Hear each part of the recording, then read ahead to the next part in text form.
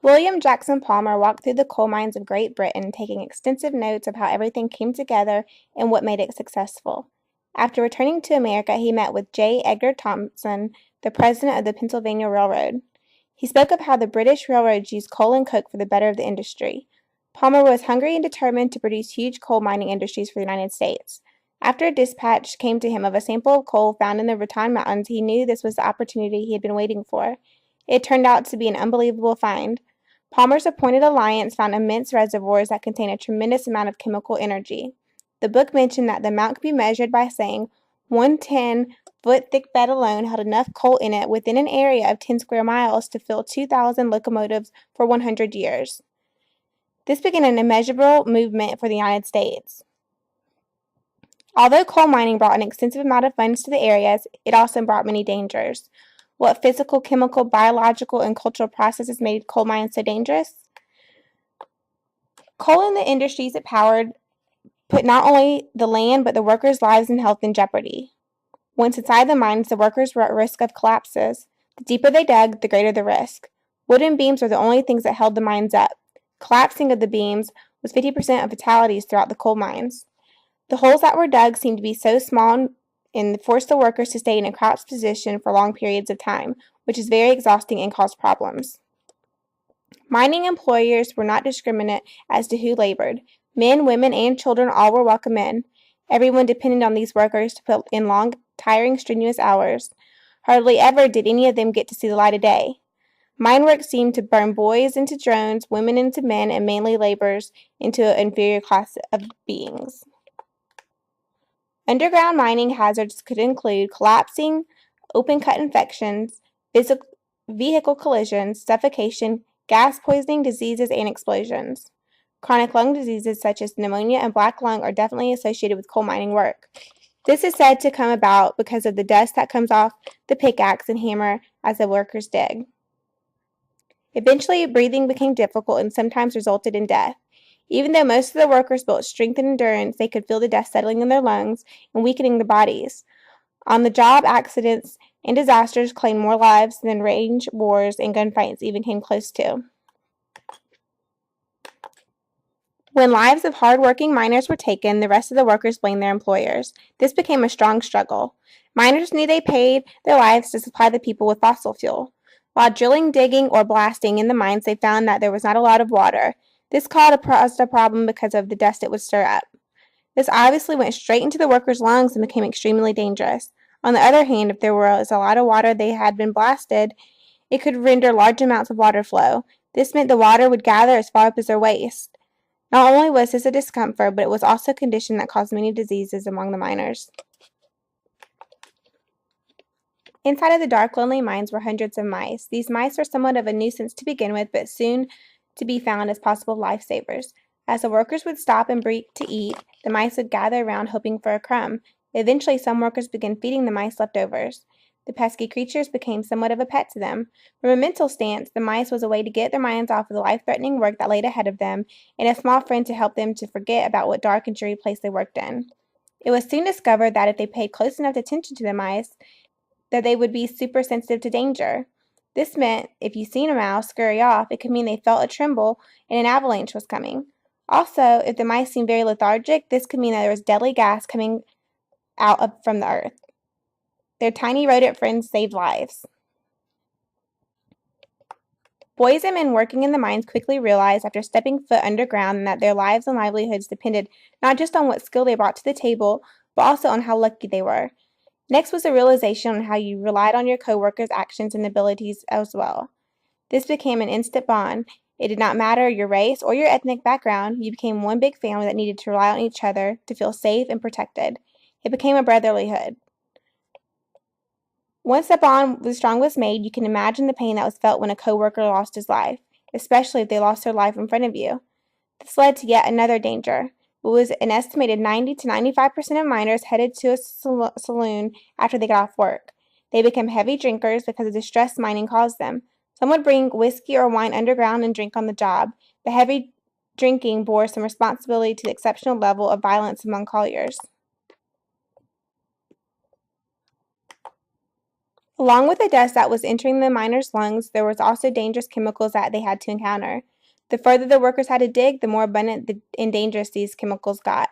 Some poisonous gases included methane, which is called fire damp, carbon monoxide, which is called choke damp, and carbon dioxide. Fire damp was an extremely explosive gas. One spark from a digger's axe, hammer, or candle, and it could be explosive for the entire hole. In the late 1860s, the smells of dust and dung, blasting powder and sawdust, pine needles and wood smoke, and rotting flesh. The shared dependence on fossil fuels and coal, prosperity, and growth helped to overlook the abundance of human suffering and the upcoming destruction of the environment. Biological dangers showed just how much everyone was affected by the coal mining industries, both voluntarily and involuntarily. Miners were given empty promises of the pay they would receive and putting their lives in danger. They were paid very little and became based on the amount of production. This forced miners to focus on getting as much done as possible, and no matter what the cost. Countless amounts of hours were given by all the workers in order for decent pay. The book stated that if something went wrong inside of the mine, it was not uncommon for the husband to come home and take it out on the wife and children. Also, some workers would resort to alcohol and possibly become dependent on the substance. In some cases, these specific folks would drink on the job, which unfortunately increased the amount of danger presented to them inside the mines. All of this left living conditions for the miners and their families was not good, which in turn led to a life of misery and depression.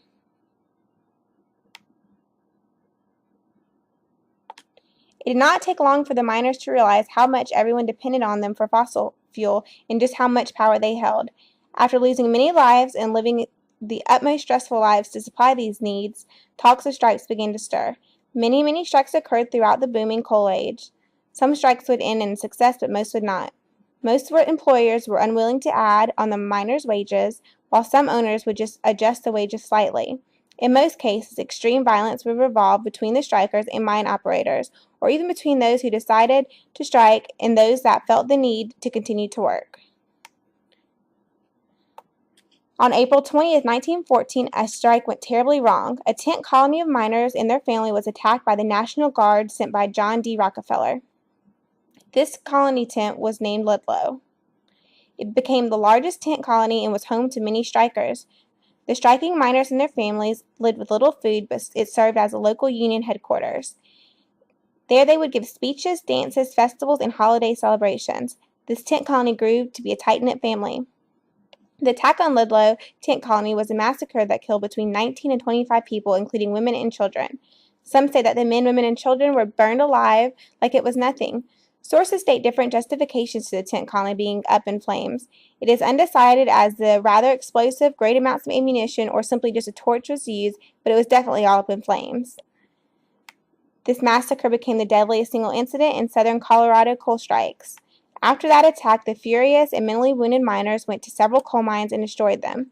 The strikers killed more than 30 strike breakers, mine guards, and militiamen, destroyed 6 mines, and laid several properties to waste. In the end, the lives of over 150 were lost and resulted in the deadliest strike in the history of the United States. This was the most effective violent struggle between corporate power and laboring men in American history. A positive outcome of this horrific event was the Congress investigating the act and decided on child labor laws and 8-hour workdays. Harsh mountain weather made labor difficult and nearly impossible for about a half a year. These conditions also led to difficulties in road conditions, affecting processes for wagons, sledges, and mule trains. These sources were needed along with the railroads and for trade purposes. Industries were damaging the air, water, soil, and humans. In 1902, a beekeeper, Mr. Milson, lived near Denver. He reported that he lost 8 or 9 colonies last spring. Milson invested in bees for 25 years prior to this statement. Obviously, this was before the coal mining industry boomed. He then had to deal with being surrounded by smelters and garden flowers, grass, and blooms being coated with deposit from the smoke. Not one of his colonies could be found in good condition. After the pollution became such a apparent problem, the wealthy folks decided to leave the inner city and move to suburban areas that were uphill and upwind. This removed them from the hazardous pollution while leaving the poor people to choke on the thick fumes and air pollutants. Of course, the poor people were more likely to become sickly and ramshackle.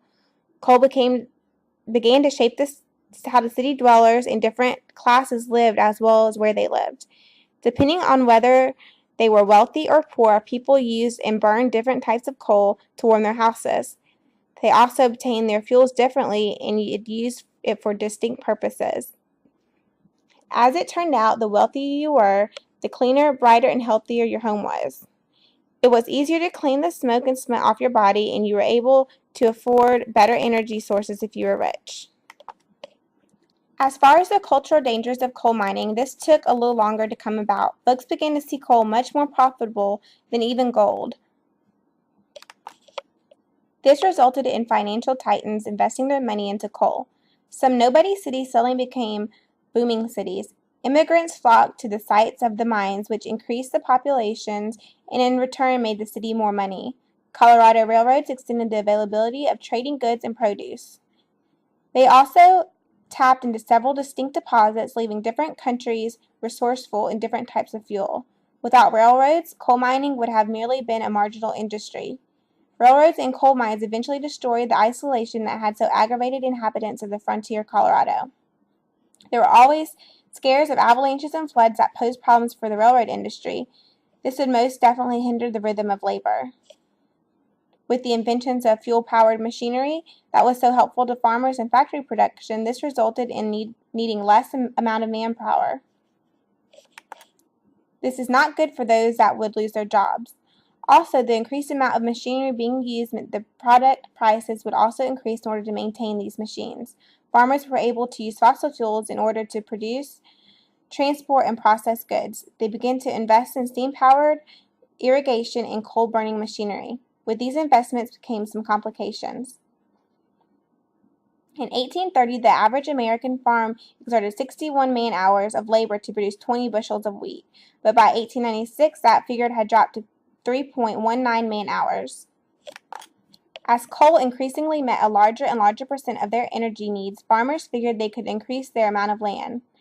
Eventually, some farmers went into debt from steam-powered tools and other factory-made goods. It empowered them to destroy the soil on which their livelihood depended and seemed enticing to abandon the time-worn practices that would restore the nutrients that crops drew from the soil. For instance, draught animals could aid in replenishing depleted soil with manure, but steam-powered equipment left only ash and smoke in their wake. Because farmers became so dependent on railroads and fuel-powered machines, they were a target and ended up having to pay the most in the region. In the end, it was the company's gain for a farmer's loss. Although coal mining was dark, dirty, and dangerous, many folks thought it was an appealing way of life. Once underground, each man was his own boss, but was surrounded by his coal mining family. When you are paid not by the hour, but how productive you are, I'm sure this seemed somewhat as a challenge to the most. Not only was coal mining intense, it took a highly skilled person to be successful. This automatically gave them a sense of dignity and worth. Coal miners definitely danced with death every day as they entered the dark underground.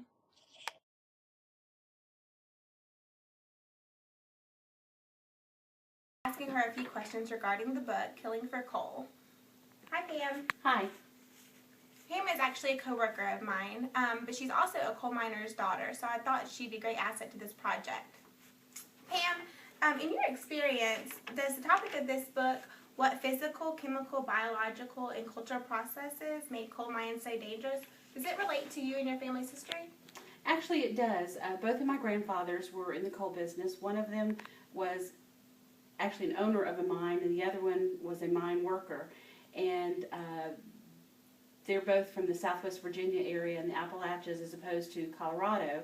However, the union coming in affected them as well. My grandfather that owned the coal mine, the union workers came in and actually blew up his tipple, and there was a big long court case about it and so forth. And my grandfather was actually for the union, but the people that were against the union came in. And as far as the chemicals and so forth, if you know anything about coal mining, a lot of coal miners get what they call black lung. Mm-hmm. And my grandfather that worked in the coal mines, actually many, many years after he died, my grandmother was given rights to black lung, and she was able to collect money for that. And so black lung, from what I understand, goes in and it basically just impedes your ability to be able to breathe and so forth. So it's very treacherous. They work long hours, and like I said, both of my grandfathers did this. One of my grandfather that owned the mine was actually in there and got his back broken twice from the conditions that were in there being not great. Mm-hmm. And so the chemicals that were down there, I mean, he's breathing those in all the time, and so it's very treacherous. Wow.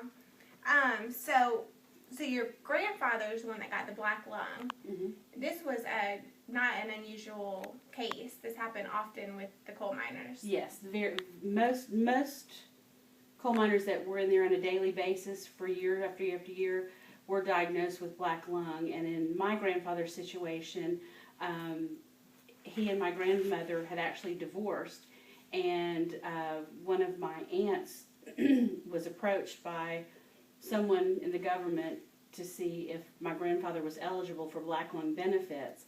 And so, as I said, many years after he passed away, they realized that the conditions that he had worked in and the longevity of his work, he did have black lung, and my grandmother was awarded benefits because she was married to him at the time that he had this. Okay. black lung. Was there any other physical dangers of the job, like other than black lung? Was it dangerous to work in them other than? Absolutely it was. Like I said, my other grandfather had his back broken twice in the mine. From what I understand, when the unions came in, there was so much unrest that you never knew if militiamen were going to be there or who was going to be there. You had to tote a gun with you all the time. So you were on standby the entire time you was working there. And you would go into the mine, and when you came out, you didn't know what was going to face you. So you have the treacherous conditions in the mine while you're actually doing the mine work, and then when you come out of the mines, you didn't know what was going to be waiting for you at the entrance of the mine as well. And it was so dangerous, and people wanted the coal. That's why you were having to stay guard the whole time. They wanted it so bad they would do anything to get it. Partially, yeah, they would want the coal, and then also they wanted it to be unionized. My grandfather, as the owner, wanted it to be unionized because he felt like that would mandate better working conditions for his employees. And there were so many people that were against it because it was cheap labor. Mm-hmm. And so they wanted to be able to continue that cheap labor without some sort of better conditioning for them. So that's why they were against the unions. Well, I thank you for taking your time to talk with me. You are full of knowledge on this topic. Thank you very much.